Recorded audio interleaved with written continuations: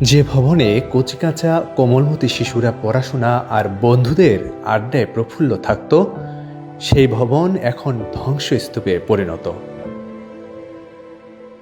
স্কুলের দোলনাটাও আজ একদম চুপ, নেই কোনো ব্যস্ততা।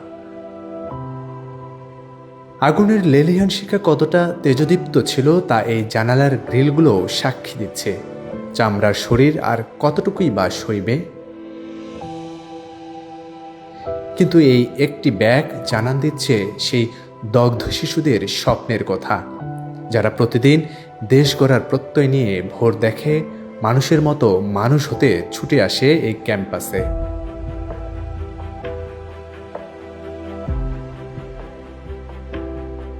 ঝলসে যাওয়া শরীর হয়তো কবরে শায়িত, নয়তো হাসপাতালে জীবন মরণের সন্ধিক্ষণে প্রহর গুনছে। তাহলে কি স্বপ্ন দেখা দোষের কিছু? দেশের ভালো চাওয়া কি এভাবেই বিভীষিকাময় দুর্ঘটনায় প্রাণ বিসর্জন দেয়া?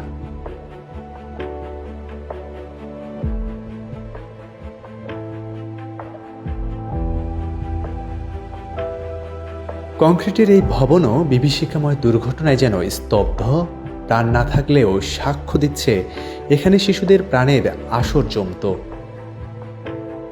প্রতিদিনের উপস্থিতি আজ শূন্য, ক্লাসরুমগুলো ফাঁকা।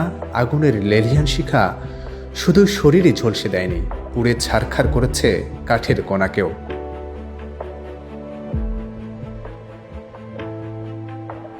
অফিস রুমগুলো আজ কেমন যেন শান্ত, নেই কোনো শাসন, নেই কোনো বারণ। খাবারগুলো পড়ে রয়েছে।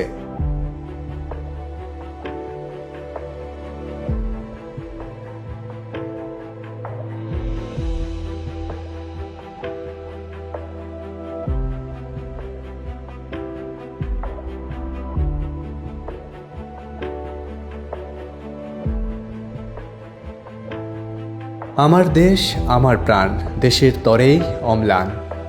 হৃদয়টাও পুড়ে ঝলসে গেছে, শরীরটাও চেনা বড় দায়। এ এক অন্যরকম চিত্র। রক্তের ধমনী শিরায় কাটা দিয়ে ওঠা এই ফুটেজ বলে দিচ্ছে কতটা যন্ত্রণায় পুড়েছে এক একটি প্রাণ, জ্বলে ছারখার হয়েছে চারপাশ।